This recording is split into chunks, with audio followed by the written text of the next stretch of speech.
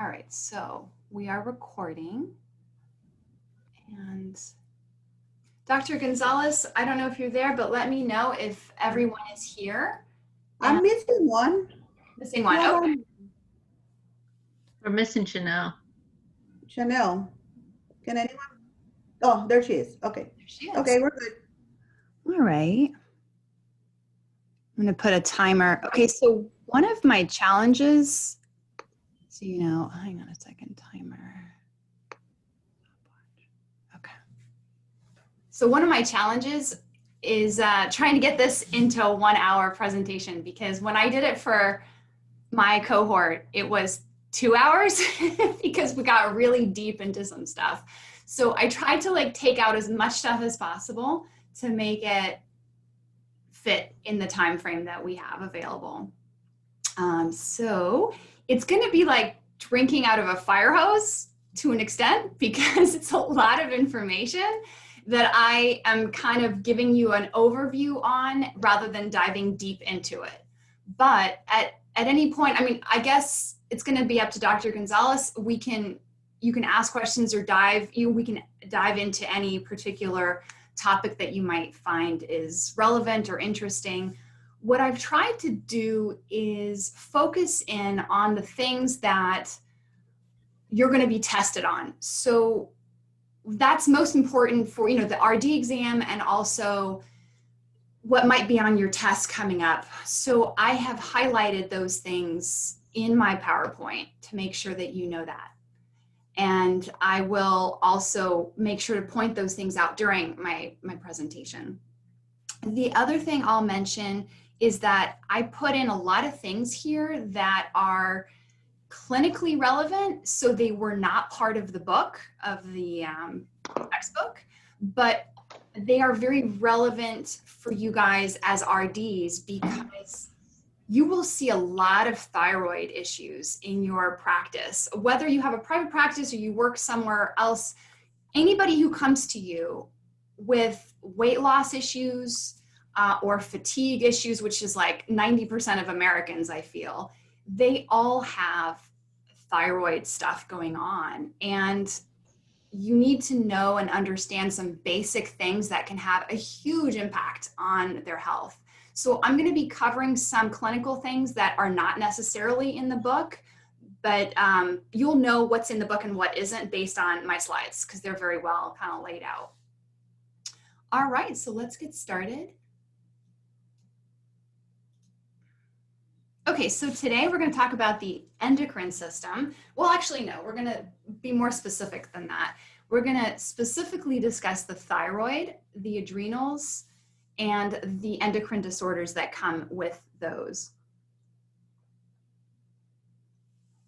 So first, we're going to define the endocrine system, talk about thyroid gland and diseases, adrenal glands and dysfunction.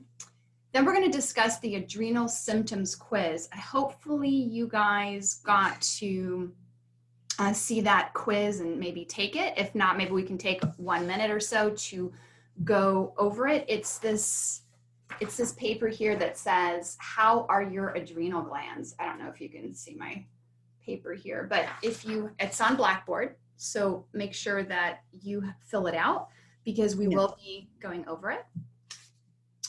Then we've got some clinically useful tidbits and some functional nutrition perspectives on thyroid. Okay, so here we go. So what is the endocrine system? It's a collection of glands that produce hormones that are secreted into the blood. So that's the definition of the endocrine glands.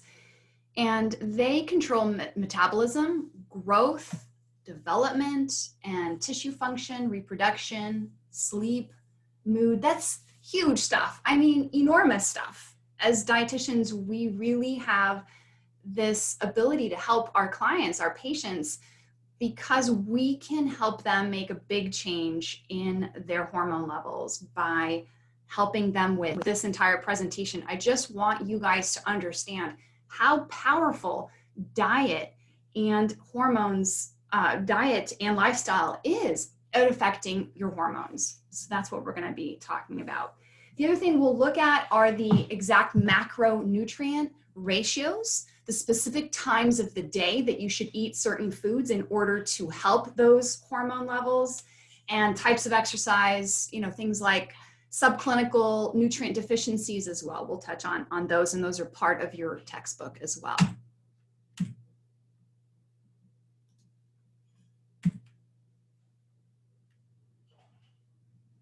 Okay, so as I mentioned, blood sugar, energy, metabolism, fat burning, mood, sleep, and fertility. These are all connected to your, your endocrine system.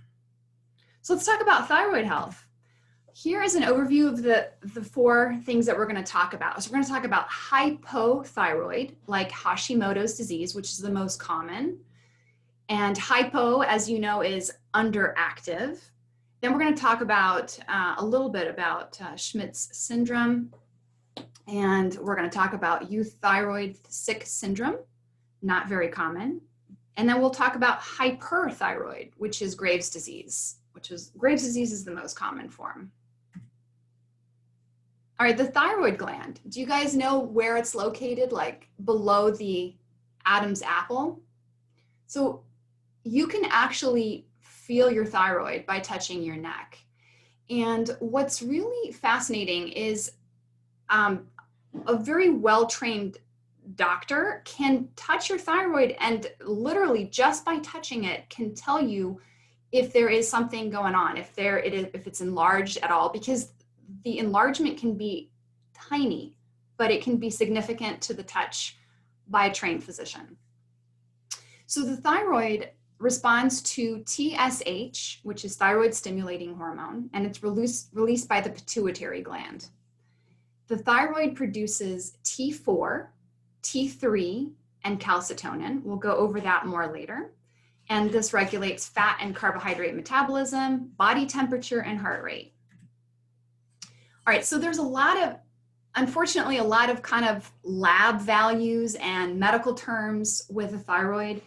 And this is probably the most difficult slide of my whole deck. So don't get too frustrated or overwhelmed, but I will tell you that you're going to have to be familiar with this. It's part of the RD exam. It's part of the lab values that you're going to see when you look at lab work for your clients and your patients.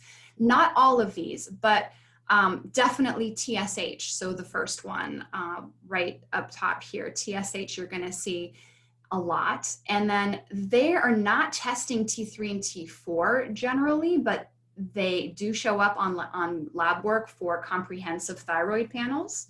You're going to see this marker right here, TPO-AB, which is also called anti-TPO. You will see that in patients that have diagnosed thyroid disease, like Hashimoto's. And then you're not going to see this one. Okay, so you'll have to kind of go through this on your own, but I'm going to give you a little shortcut here. So there's T3, RT3. I just want you to be familiar with the names, okay? So we've got TSH, T4, T3, free T4. We've got TPO, which is thyroid peroxidase. We've got TPO-AB, which is, AB stands for antibodies.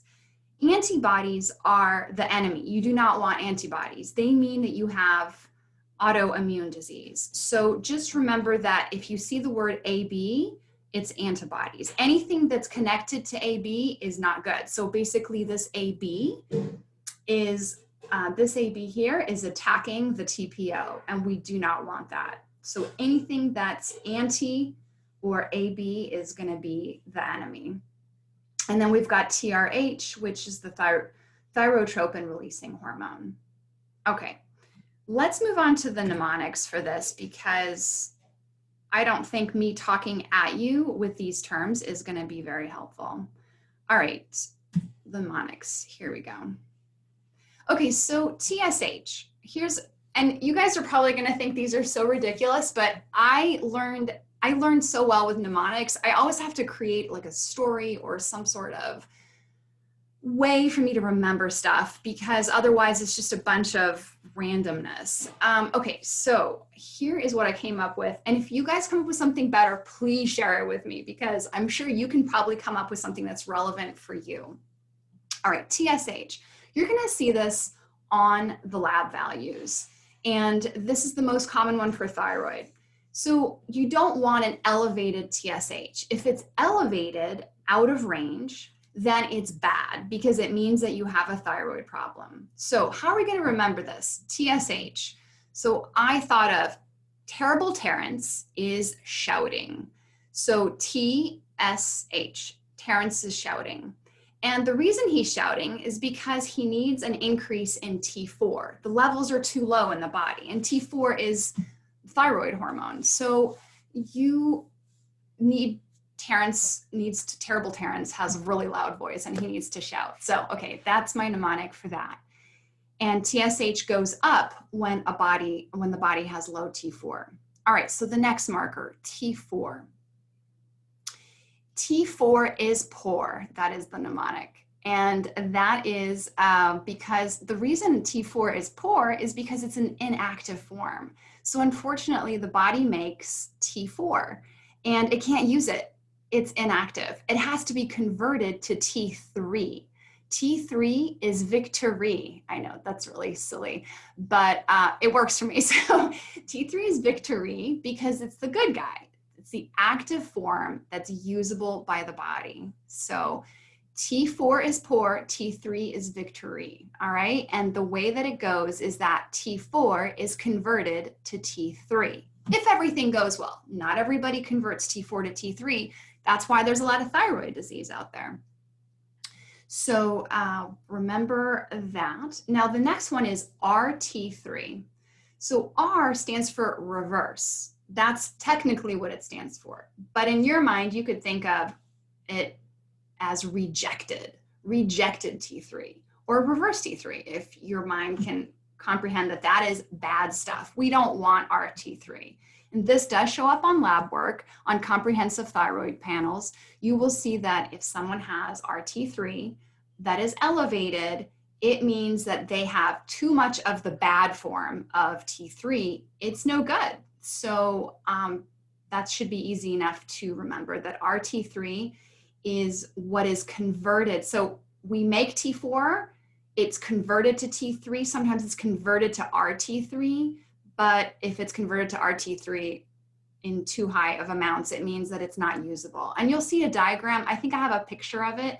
It looks wrong. It's got an iodine out of place. Let's see if I have it. Here it is. Okay, so do you see here on the reverse T3 molecule, see this molecule of iodine? It's in the wrong place. It should be over here. Do you see how this is the active T3 molecule? And it's got the iodine over here. So the reverse T3 is backwards.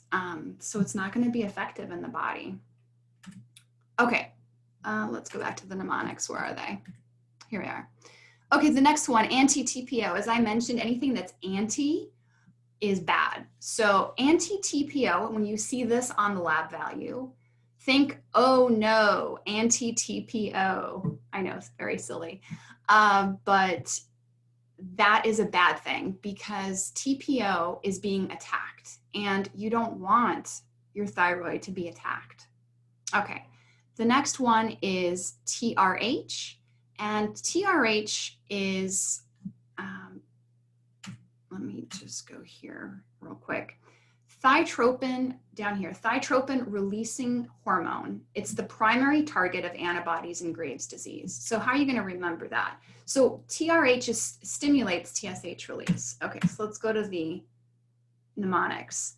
TRH is Terrible Terrence's Royal Highness boss. Okay, that's a stretch for a mnemonic, but the point is up here, TSH, we learned that TSH is Terrible Terrence who's shouting, right? Well, who is telling Terrence to shout?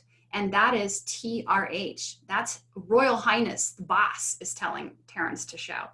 And in Graves' disease, TRH, the TRH boss, is constantly ordering TSH to shout. And so the more it shouts, the more it releases T4, and then T4 gets out of control high, and that's Graves' disease. So hopefully those mnemonics are somewhat helpful. And if not, please create your own because it really works. All right. Let me move on. Okay, so this slide has a lot of information. I'm going to tell you what you need to know from here. The most important thing you need to know is that, first of all, you know that the hypothalamus is in the brain, right? And this sends thyroid releasing hormone to the pituitary gland. Then you move on down this creation of T4 and T3. What's important for you to know is what we covered about T4 gets converted to T3. So remember, it doesn't go from 3 to 4 like numerically we always count upwards. It goes the other way. T4 is poor, goes to T3, which is victory, okay? So remember that it's going to go in that order. The next thing you need to know from this slide is that the conversion process happens in the liver and the kidneys, okay? So let's see if I can actually click on, let's see, can you see this? Okay, the liver, oh boy, this is really huge, isn't it? Okay, so the liver and the kidneys is what you wanna make sure you know that the conversion happens. So what this means, why this is important to you, is because if there's anything going on with the liver or the kidneys, they're not functioning properly, you're gonna have more thyroid disease and more thyroid symptoms because the conversion happens there. So obviously, we know the kidneys are incredibly important. We know the liver is incredibly important, but here's one more thing that can go wrong. So by helping the liver and kidneys, you can actually help the thyroid function better. And that is the reason why. The next really important thing you need to know about this slide is the word selenium. It's a mineral that's incredibly important for the whole process of thyroid conversion. So selenium, if it's deficient in the diet, there is not good conversion happening. And so T4 is going to, there's gonna be too much T4 in the body and it's not gonna be active, and that is a problem. Okay, so that's about it for that slide.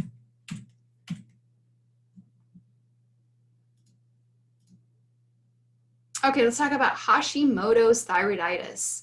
Has anyone heard of that? Is that, oh, sorry, you guys are all muted. I'm like asking you to talk. And it is such a— Can they unmute so they can talk? I would like to hear You guys everybody. can, I'm happy to have anyone chime in anytime they want. And if you want to show your face, it would be nice.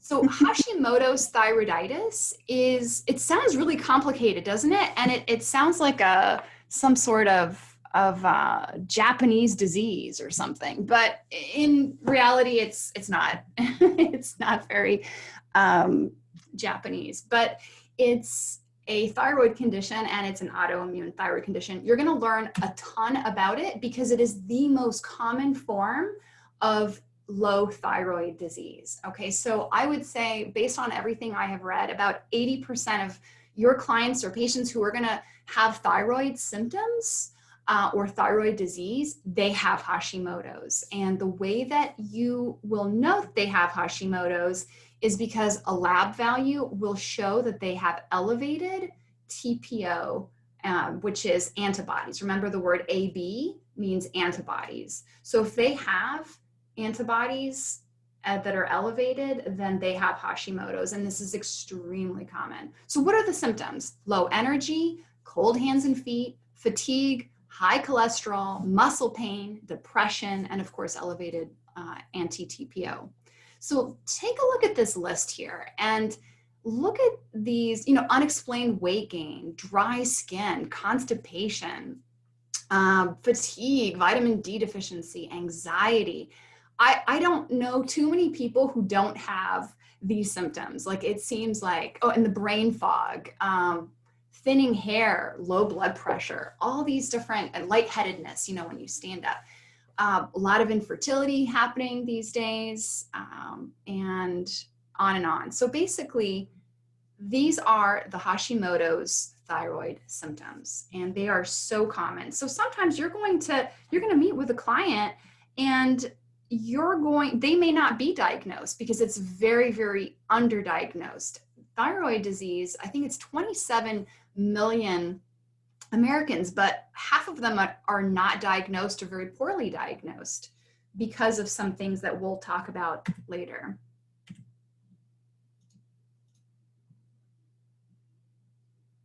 Okay, so what is this autoimmune disease? It's when the immune system is triggered, it's confused, and it's going to start attacking its own tissue, the thyroid gland. It's a mistake. You know, it just thinks that the enemy is the thyroid, but it's not. So it starts attacking the thyroid. And over time, that can cause the thyroid gland to start enlarging a little bit or a lot if it's untreated. So you definitely want to diagnose it as early as possible because there are definitely things that you can do to treat it. So we talked about these lab markers like TPO-AB, which are the autoimmune markers. There's also another one called TGB-AB. Now, one thing to note is you're only going to see this on your clients that have done a comprehensive thyroid panel. It's not on just your basic CBC, like blood panel or your basic blood work. It's definitely something that has to be ordered. Usually what happens is the primary care physician orders it when the TSH is out of range. So first the TSH is elevated, and then they decide to run a more comprehensive panel to see what else is going on.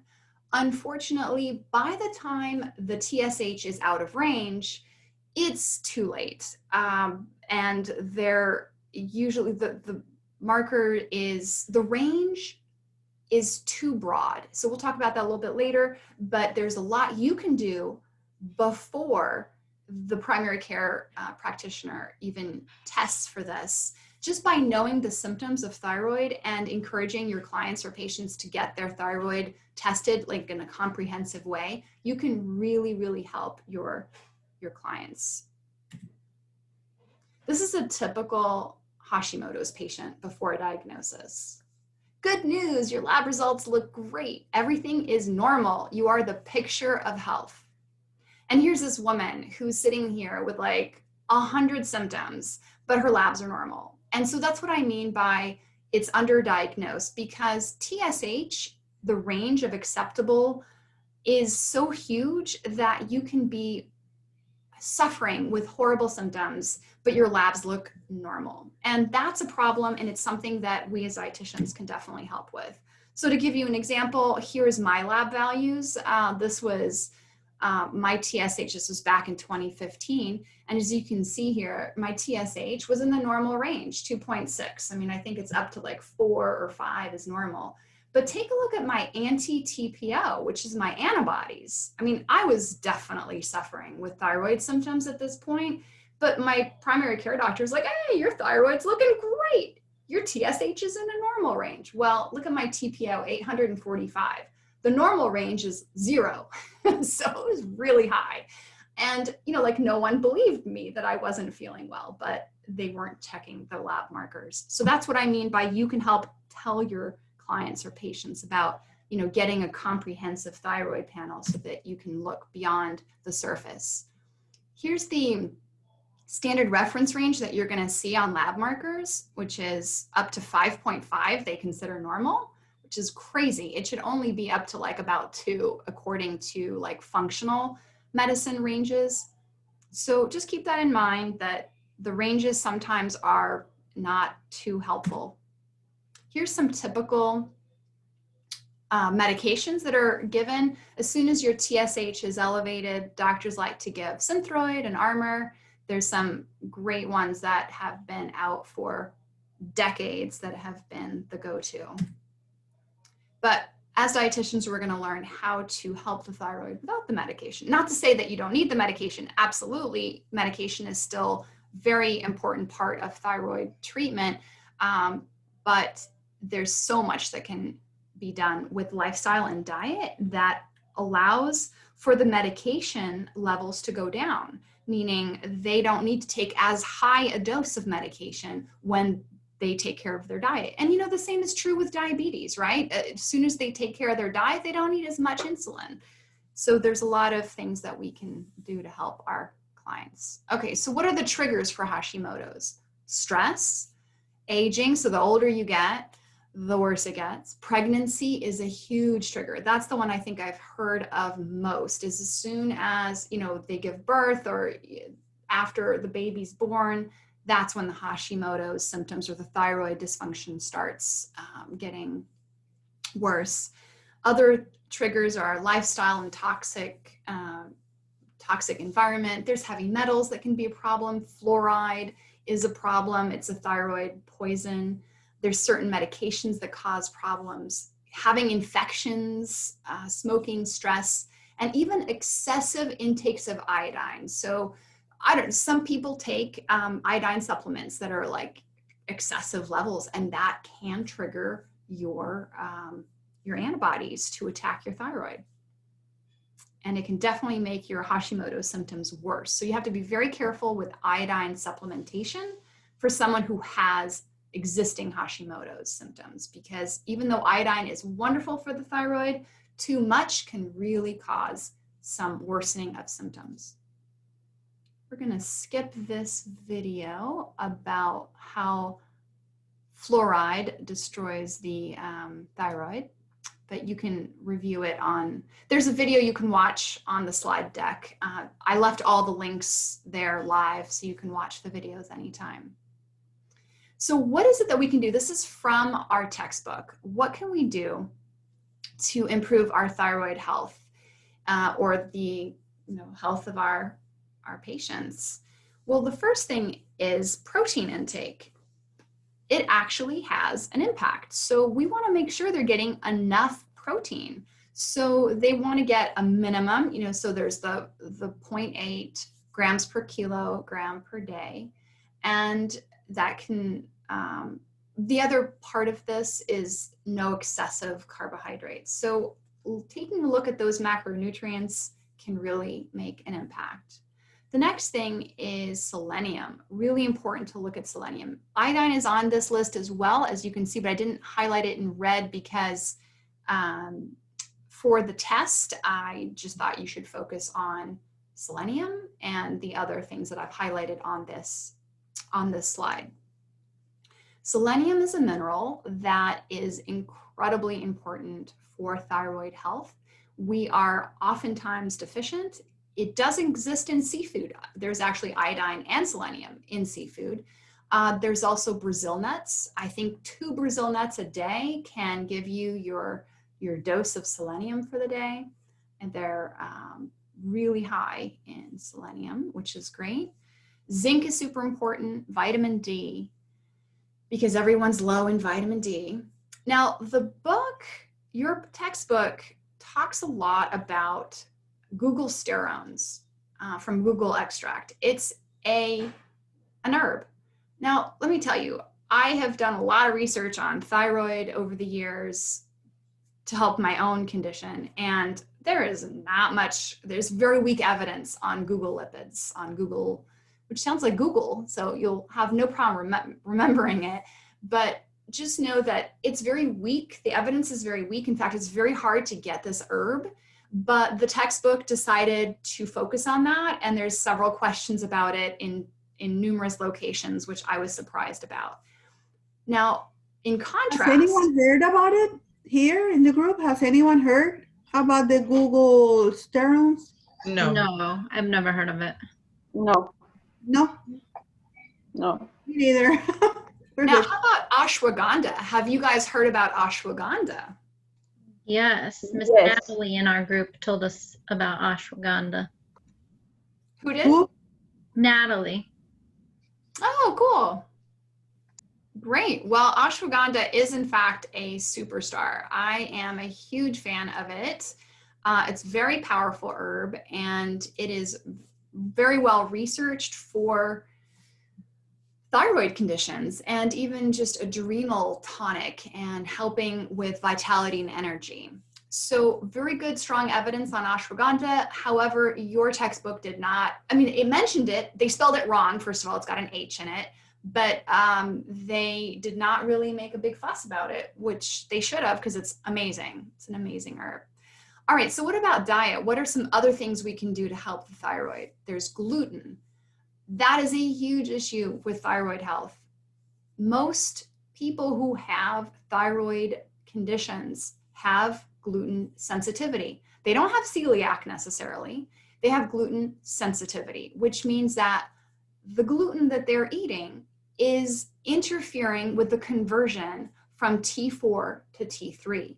It is also increasing the antibodies. So if they have Hashimotos, it is attacking it's allowing for the antibodies to attack the thyroid more. Removing gluten completely from the diet has shown time and time again, very strong evidence to be extremely helpful in people with thyroid conditions. And it's not necessary that they have celiac. People get very confused about that. They're like, oh, well, I don't have celiac, so I don't have to. Totally different thing.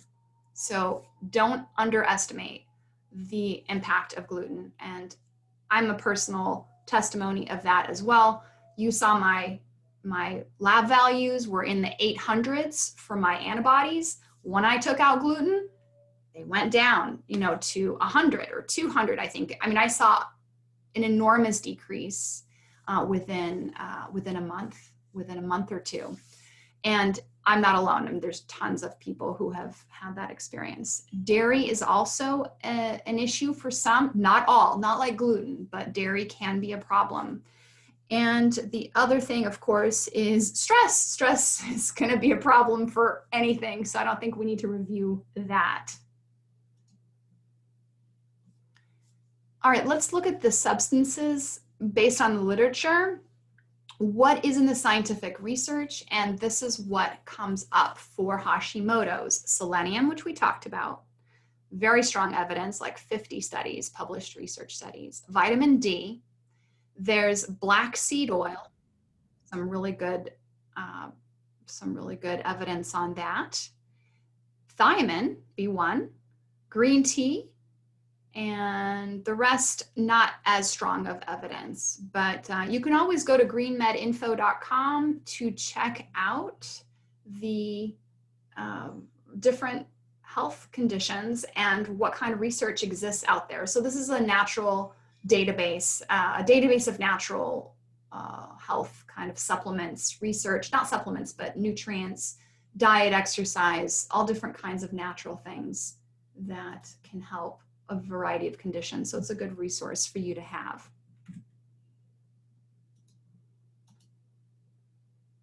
This is just a snippet on ashwagandha and another snippet of research on black cumin oil, which are excellent for Hashimoto's. Here's some books in case you want to read or you want to recommend that a client or a patient does some reading.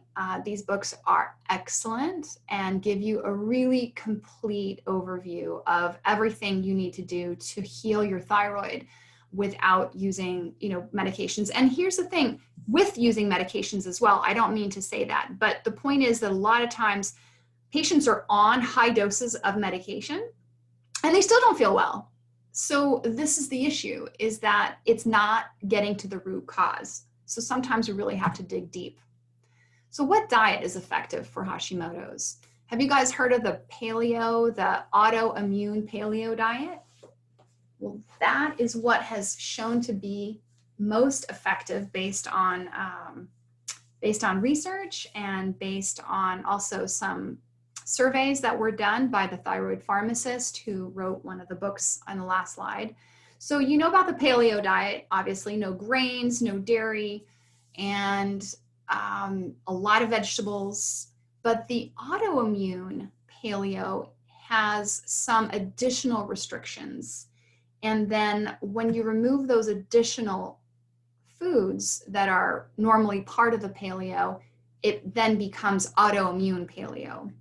So here's a list of things that are avoided on the autoimmune paleo. So there's no grains, there's no beans or legumes, no eggs, no nightshades, no seeds, nuts, dairy, or alcohol. Now, you do get to add those back in after, you test them one at a time, the groups, to see how the thyroid does after you've removed all of them. But it does have a profound impact on the immune system, on the autoimmune condition. About the goitrogens. So one thing you will hear about and see on the tests, RD tests and stuff, is that you've got to warn your clients, your patients, against eating raw cruciferous vegetables. Well, this is controversial, but you need to know that it's an issue because you're going to be asked this question on RD exams. Goitrogens, goitrogenic foods, and those are cruciferous vegetables, cabbage, cauliflower, broccoli, turnips, Brussels sprouts. Those are all cruciferous vegetables. Now, they're really good for you. And the issue is there was a study or a few showing that huge amounts of cruciferous vegetables in their raw form could have these goitrogenic properties. Now, first of all, no one's eating huge amounts of raw Brussels sprouts and raw cabbage. But in the case that you have a client who might be doing that, you might warn them that they should cook their vegetables. So that's one way to minimize the goitrogens, is to cook them. The other thing too is in normal healthy amounts, like we're talking 4 cups a day, you're good. I've even seen like 8 cups a day being totally fine for people with thyroid conditions. We don't want to scare people against vegetables. Do you know what I'm talking about? So I'm not going to make that a point during a consultation with a client, like, don't eat vegetables. No. Okay. But just keep in mind that these cruciferous ones, if they're raw and eaten in huge amounts, can be a problem. And what are the things that interfere with that T4 to T3 conversion? So we learned that we need T3, right? T3 for victory. And why is that? What can we do to convert more T4 to T3? And those things include alcohol, cigarettes, heavy metals. So if they have like mercury fillings in their teeth and it's, getting released through their body on a regular basis, that does impact.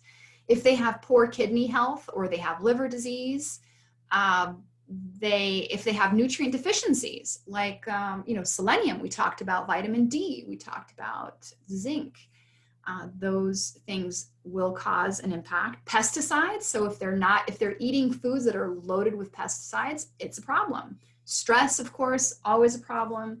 So keep in mind that whatever lifestyle modifications you help your clients with, it's going to help them convert T4 to T3, and they're going to have less thyroid symptoms. All right, so from your textbook, it's very strong about avoiding goitrogens, and the reason you want to avoid them, the textbook says, is because it inhibits thyroid peroxidase, TPO. And we don't want to inhibit TPO. We want it to be really good. So remember the anti-TPO, oh no, anti-TPO.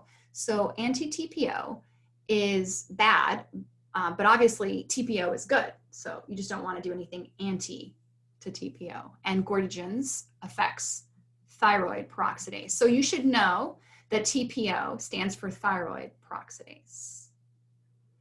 All right, so another goitrogen is soy, by the way. Did I mention that? Maybe not. Okay. Iodine, too much iodine is a problem. We talked about that. And there is a study suggesting that iron can cause issues with thyroid if you have low levels. So obviously that's always covered on a comprehensive blood work panel. Selenium, again, the 2 or the 3 things you need to get from this slide, a very, very busy slide here, is avoiding goitrogens and why, okay, its effect on TPO. You need to know that selenium is incredibly important for as a cofactor to help with conversion of T4 to T3. And you need to know about vitamin deficiencies like zinc and selenium, we talked about, and vitamin A and iron. They're all involved in thyroid hormone production. This is also from the textbook. So what are the sources of iodine? Seafood and also seaweed. I don't know if any of you guys like seaweed. I'm a big fan. We get these crispy seaweed packets that, are lightly salted with olive oil, and they're so yummy. They're crispy and you can just snack on them, and they're a very good source of iodine. You want to get enough protein. We talked about that. And they did find that tyrosine is not helpful. So tyrosine is an amino acid. It looks just like the thyroid hormone. It's like a precursor, but supplementing with it has not been found to be helpful. And again, how do we convert more T4 to T3? Well, with adequate zinc, with adequate selenium. So the minerals are key. And how do we reduce the antibodies? Well, by eliminating gluten, sometimes eliminating casein, but you will see the gluten as a big one on your tests. So just focus on anything you see in red on my slides means it's very important for you to know. All right, so we know that Brazil nuts are very high in selenium. Seafood is also high in selenium. And flavonoids, they're not very important here. I'm going to skip over it because it's not really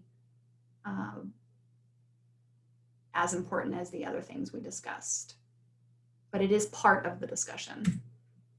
Vitamin D, hugely important. 90% of Hashimoto patients are deficient in vitamin D, and most of them have a genetic mutation. So they have difficulty converting to the active form of vitamin D, which is one of the reasons that they're deficient. Vitamin C is very important, and we talked about B1 thiamine, which helps with the fatigue. All right, so we saw this slide already. Why is it here again? I don't know. Okay, so this is kind of an overview of what we just discussed, Hashimoto's. What we talked about is the root cause, and this slide shows you the symptoms. So on the surface, it's like the leaves of the tree. We've got all the symptoms: fatigue, mood swings, slow metabolism, and all the related things. We've got cold intolerance. And then we've got the root cause. So this is that same tree.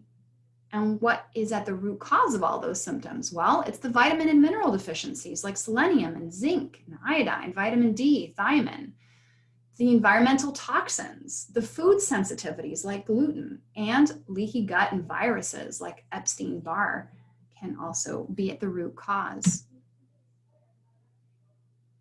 So as an RD, you're going to be able to focus on helping clients with the root cause approach. You're going to be able to see how their T3 and T4 levels are. You're going to be able to see antibodies on that comprehensive thyroid panel. And I will tell you that the primary care doctor does not know anything about what to do to help people with antibodies. So, or even if they have too much reverse T3 or poor conversion of T4 to T3, they have no treatment whatsoever. They just give a thyroid medication. That's it. And they tell you there's nothing else that we can do. There is, obviously, as we're learning. Okay, moving on to euthyroid sick syndrome. There's a video here, but we're going to skip it for the sake of time. But you can watch it on your own. The link is embedded inside the PowerPoint. And what you need to know about euthyroid sick syndrome is that it's a hypothyroid condition, and it's classified. Sorry, there is a background noise.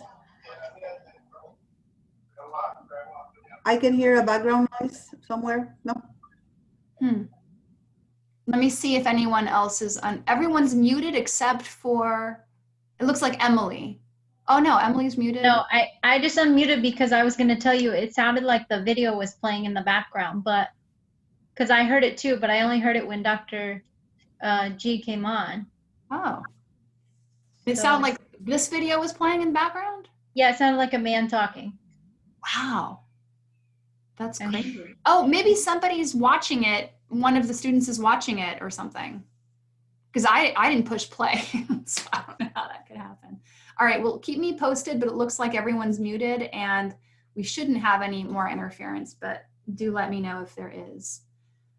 Okay, so what you need to know about this syndrome is that there's decreased conversion of T4 to T3, which we see in all hypothyroid, so that's the same, but you will see a very high conversion of T3 to RT3. And remember, RT3 is the reverse or rejected form. So remember the R is a rejected form. So when you have very high levels of this rejected T3, that is classic symptom that's going to point to euthyroid 6 syndrome. So remember, it's a systemic illness and there's decreased conversion of T4 to T3, and you're going to see a lot of RT3 in this syndrome. Oftentimes there's normal TSH, which is something we see a lot, normal range of TSH. And it is commonly seen during protein-calorie malnutrition, surgical trauma, and renal failure, diabetic ketoacidosis. Okay, so when there's been injury and other illnesses, you will see this syndrome more often. All right, let's talk about Graves' autoimmune disease. I know these pictures are really kind of freaky, but it's so easy to remember about Graves when you have these grave images embedded in your mind. So the huge neck, swollen thyroid, the bulging eyes. I don't know if you guys have ever seen somebody out like in the street or somewhere with, the bulging eyes, and you just can't you can't stop staring because it's just so prominent. Well, now you know it's Graves' disease, and it's because their thyroid is overactive. So it's hyperthyroid. So remember, the reason that they have these bulging eyes, it's almost like they had too much caffeine. Obviously, this does not happen from having too much caffeine. But the point is, they've got so much thyroid hormone flooding their system that they're just like, wah! And they're usually very thin. They have trouble keeping weight on. They're heavy sweaters. They have difficulty sleeping, high anxiety symptoms, all the things you would kind of almost like all the opposite stuff from the people with the low thyroid conditions.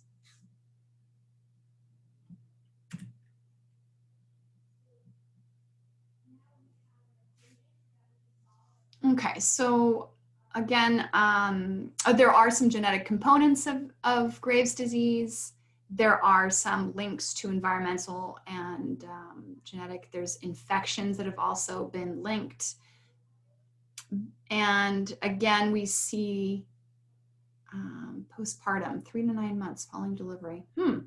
Yeah, I think that what's most important for you to know is to identify Graves' disease as being the hyperthyroid version of the thyroid conditions. That is what you need to know from this. All right, moving on to adrenal glands. Finally, the adrenal glands. So as you can tell from this image right here, the adrenal glands are sitting on top of the kidneys. So in this next section, I'm going to cover, we're not going to watch the video on the HPA axis. I'll let you watch that on your own. We're going to look at Cushing's syndrome, Addison's disease. We're going to take a look at that adrenal fatigue quiz. And we're going to talk a little bit about understanding fatigue. And then the thyroid adrenal connection, because these two organs are very interconnected. We're going to talk briefly about the diet, the adrenal healing diet, and we're going to talk about cortisol and the problem with cortisol and the whole issue with adrenals and food cravings. All right, so here we go. This disease, this video you can watch on your own. It's going to be a nice little information, an 8-minute video about Cushing's and Addison's, just so you keep the two of them separate in your mind and you understand the differences. But I'm going to help you with like some mnemonics to understand the differences between Cushing's and Addison's. So the first thing is Cushing's is too much cortisol, while Addison's is too little cortisol. I'm going to show you an image of each person so that it'll help you kind of get that into your memory a little better. Okay, so Cushing's. Think of Cushing's as a cushion. So if you have too much cushion on your body, you have Cushing's. And think of C as cortisol. So Cushing's is too much cortisol. And they have usually an extra cushion of, like fat, let's say, in their abdomen. So these are all symptoms of, or all mnemonics to help you with Cushing's, okay? Too much cortisol in the bloodstream. Now, usually it's due to steroid use, so medications, when they have to take medications for an extended amount of time, then they have too much cortisol in their blood, and then these symptoms occur. But endogenous Cushing's is rare, so it's usually, maybe a tumor on the adrenal gland that's causing it, but that's not usually the cause of it. As I mentioned, it's usually medication caused. So the symptoms are weight gain, depression, muscle loss, and weakness. And the treatment is weight management. So as you can see here, this man has this Cushing's syndrome symptoms. And do you see this buffalo hump on the neck? So this is another classic symptom of Cushing. So it's almost like a cushion on the back of the neck, a cushion on the abdomen because of cortisol, C for cortisol. Okay, hopefully that's ingrained in your brain. The next disease, Addison's. Okay, so how do we remember Addison's? Take a look at this little lady here. Addison's is this woman right here, this little old lady, is a picture of Addison's disease. She's got this bronze pigmentation. She's very weak and frail. She's got very low blood pressure. She can't keep weight on. She's just skinny. She can barely stand up. When she stands up, she feels like passing out. She's weak. She's got strange growth body hair. She's got facial hair happening where it normally doesn't happen. There's also, and so this is all insufficient amounts of cortisol. So cortisol is important, right? We just need it in the right amount. And this Addison's disease client here clearly needs to add more cortisol to her system. Okay, so that's my mnemonic for you, is Addison's disease needs to add more cortisol because she is totally weak and about to pass out here. Okay, and there are symptoms of appetite loss, fatigue, low blood pressure, nausea, vomiting, darkening of the skin, face, and neck. And I don't know if you guys have ever seen, I have seen a bronze woman where you could tell the color of the skin is just off. There's something really strange. And then, they've got the little mustache, little old lady with a little mustache, and they're so frail. Anyhow, these patients should not be restricting salt intake unless maybe they have severe hypertension, but that's not the case with these. They don't have high blood pressure and they are excessive sweaters. Okay, so that's Addison's disease. They need to add more cortisol, okay? You'll need this for the test. All right, let's quickly talk about what you guys, your results were for this adrenal gland quiz. Does anyone want to be brave and tell me who is thriving? Is anyone thriving? I was thriving. Hey, Emily. Thriving. Mine was 13. Wow. Excellent, excellent. Okay, anybody stressed? 16 to 30 points. How about wired and tired? 31 to 45 points. Anyone wired or tired? I think I'm there.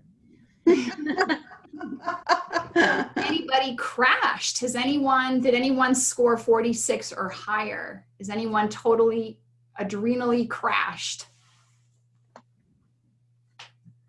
Well, that's good, Dr. Gonzalez. You went up a notch, because when we did this quiz a year ago, you were crashed. And now I was under crashed. I was like in 100. I crashed. you crashed. Ah, Was that Chanel? That's Monina. Monina, okay, you're crashed. Oh my gosh. Okay, you're gonna learn a lot on how to uncrash yourself. Okay, here we go. Let's learn about this. Okay, so adrenal fatigue. What is adrenal fatigue? It's a decreased ability of the adrenal glands to respond adequately to stress. That's their job. You know, anytime fight or flight response, the adrenals come to the rescue. But sometimes we ask just too much out of our adrenal glands. We are just constantly under stress. And it might not be stress that you're thinking of. Like, there's so many different types of stress, right? There's stress from like your academic work and the papers and the tests and the deadlines. That's one kind of stress.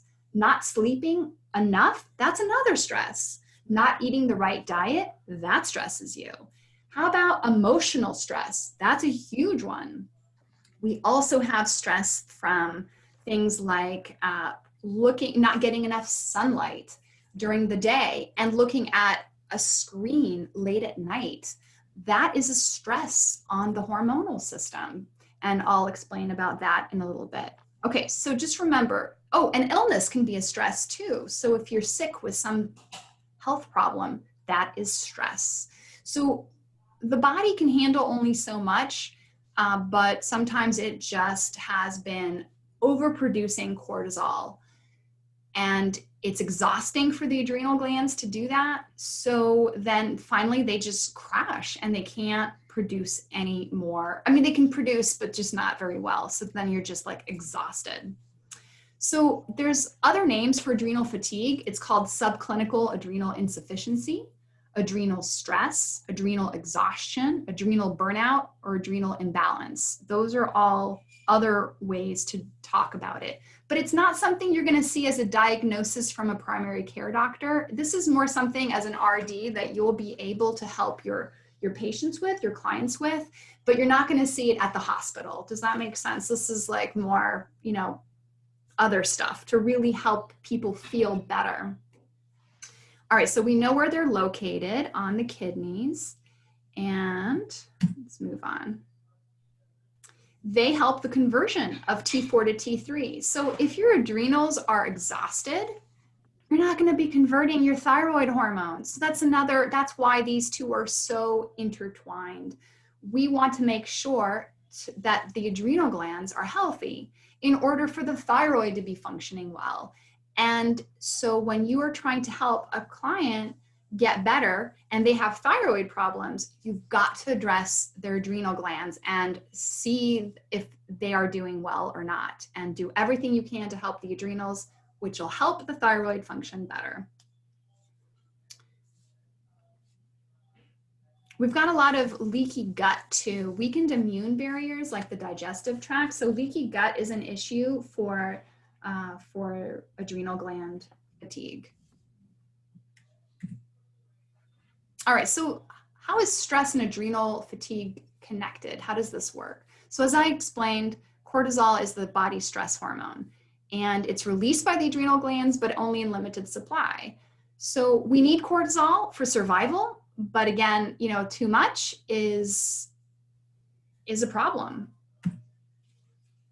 So our body follows a certain circadian rhythm. In the morning when we wake up, usually that's when our cortisol levels are highest, okay? So as you can see from this little diagram here, the black line is cortisol. So you know, early in the morning here, your cortisol is supposed to be high along with the sunlight. So cortisol follows the cycle of the sun. So it's high in the morning and it starts to drop off at night. Melatonin has the opposite curve. So that's the red line over here. Melatonin is high at night, or increases, you know, from 6 p.m. onward, it increases. So it makes you sleepy and you can get good sleep. Now, the reason you need to know this curve of what the ideal circadian rhythm is because a lot of clients you'll see will not know that what they're doing, like staying up late at night, staring at their phone, you know, with like the bright blue light. It's called blue light, even though it's white. The point is that screens, whether it's your computer screen or your phone screen or the fluorescent lights in your house, they emit something called blue light.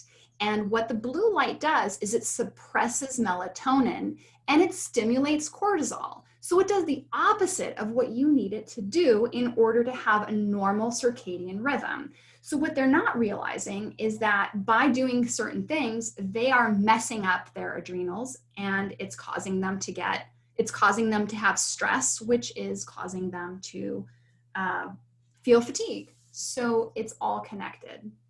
So what are some things that you can do as interventions? Well, B vitamins are very helpful for someone who has adrenal fatigue.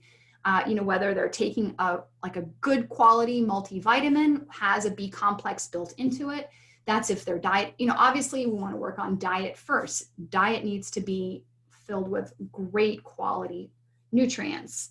But you can also add in a good quality multi. There's light exercise has to be part of their regime, like yoga, walking, not running marathons. A lot of people are into like running long distances. It's exhausting, and that's further exhausting them. So the type of exercise is really important. Diet improvements, lowering sugar, lowering caffeine, super important, and plenty of relaxation, meditation, and focusing on quality of sleep. Those are all ways to help adrenals recover and heal. All right, so we already saw this curve here and the importance of it. We're going to skip this one. And all right, so here's a book that I highly recommend that is all about how to heal the adrenals. This is a very diet-focused book. It's written by a medical doctor who's also a naturopathic doctor, and he's written several books. He's treated over 75,000 patients in his clinic, and he is an adrenal health expert. And here is what he's done clinical studies on his patients. He has an amazing amount of great free information on his website too, which is awesome. But here's what you need to know about the diet, of how you can help someone who is crashed or who is really adrenally fatigued. In general, the summary of what he teaches is that you need to have lower carbohydrates in the morning. So slow carbs, let's say, you know, or low carb in the morning, slow carbs at lunch, meaning higher in fiber. And then at night is when you want to have the highest amount of carbohydrates. Now, the reason for that is that carbohydrates help to lower cortisol. So have you ever craved sugar and carbs when you're really stressed out? Well, that's the body trying to ask you to lower the cortisol levels in your system. And it does that by, you know, like when you grab that tub of ice cream or that loaf of bread, you are self-medicating because your cortisol levels are so high and you're trying to lower them and your body doesn't know how to do it. So I'm not suggesting that you indulge every time that you need to lower your cortisol and just have, like, you know, a quart of ice cream. But the point is, it's a signal that you need to recognize so that you can try to find healthier ways to adapt to lower your cortisol levels. Okay, so there's meditation and there's different types of breathing exercises that help to lower cortisol. Okay, and they work really fast. Just Google it, you know, YouTube it, and you'll see there's some amazing stuff. But in general, just understand that the lower carb intake in the morning is what's going to keep the cortisol levels higher in the morning time so that they have energy. Then you're going to slowly increase the carbohydrates throughout the afternoon and then higher at night. This is not a diet for everyone. This is a diet to help specifically for adrenal fatigue, okay? All right, so we already talked about this. What are some ways to lower cortisol? Getting better sleep, minimizing the light at night. So like 1 to 2 hours before bed, you've got to shut off electronics. You can also get these glasses that are orange. They have orange lenses so that they're like, they're called, and they are going to help minimize the blue light that comes from your screen or from, you know, your computer. If you have to use your electronic devices at night, they do help. And you've got to get natural sunlight in the morning hours. Even if it's just 10 minutes, you've got to just look at the sunshine during the day to reset your whole cycle. All right.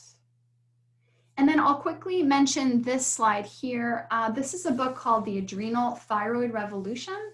And it's a medical doctor who focuses specifically on the HPA axis, food cravings and belly fat, and all the cortisol dysregulation that we've just been talking about.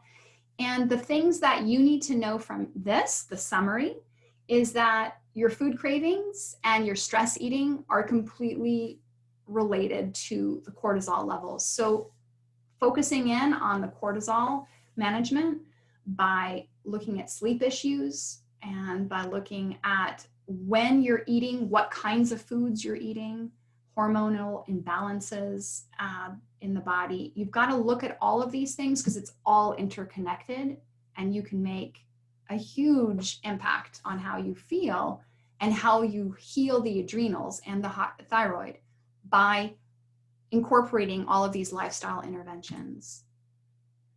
The last thing we'll talk about is polycystic ovary syndrome. I don't really know why this got stuck into the chapter, but it did because it's not really a thyroid condition. It's not really an adrenal condition, but it's something very common. It's part of the endocrine. Thank you. Okay, so it's an endocrine ailment. And polycystic ovary syndrome is affecting a lot of women during their childbearing years. So it is responsible for infertility. There's often multiple cysts involved, and the testosterone levels are too high. So as you can see from this image, a lot of facial hair and acne, which is an overproduction of testosterone. So this usually results in menstrual irregularities. And the symptoms are obesity, insulin resistance, impaired glucose tolerance, acne, excessive facial hair, and sleep apnea. So we already know how to help people with insulin resistance, right? Through their diet. So this is nothing different. It is, you treat someone with polycystic ovary syndrome the same way you would help a diabetic patient, because you want to do everything you can to modulate to improve their insulin. And let's look at the medical management of polycystic ovaries. Okay, so usually what they do, the doctors will give an oral contraceptive, but it's really not, it's used to treat the menstrual irregularities, but it's not going to get to the root cause. You've got to address the diet of women with polycystic ovary syndrome, and the diet will have a profound impact on their health and getting rid of the symptoms. And I think that that's it. Oh, here we go. MNT for, okay, so this is part of your book, MNT for polycystic ovaries. So you got to address the obesity. You guys know how to do that. You're going to address insulin resistance. So restricting refined carbohydrates, low glycemic diet, increasing fiber, smaller, more frequent meals. You're going to customize the level of carbohydrates for each patient based on their blood sugar and their level of resistance. And of course, increasing fiber makes a big difference. The book does recommend chromium picolinate. And we wanted to look at vitamin D levels because they do have an impact on insulin. And we want to look at the thyroid. If there's anything wrong with the thyroid, you guys already know some things you can do to help the thyroid. And that's it. Yay. Thank you guys for being here the whole time. Annika, you're so great. You did such a good job, and that's why I wanted you to share your presentation, because you're outstanding, and I think that we enjoyed the presentation and it was super interesting. So thank you, thank you, thank you. My pleasure. Thank you so much for having me. And I wanted to show you someone. Yes, we hear. Oh my goodness. This is my Eli. He's my latest grandchild. Your latest child. Trying to take credit already. So Beautiful, beautiful. Congratulations. thank you. So now we're moving back to school. I will see you tomorrow, Annika. I'll see you at 9 o'clock. 9 o'clock. I believe what I'm going to do is make you moderator. That way you can continue. I'm going to exit and then I'm make you moderator so you can continue. Exactly, because we'll have someone every half hour. Okay. Thank you so much. Thank you, everyone. Thank you, Bye. Annika. Thank you. Thank you. Let's go back to. Thank you. Bye-bye. Bye. What do you say, Professor?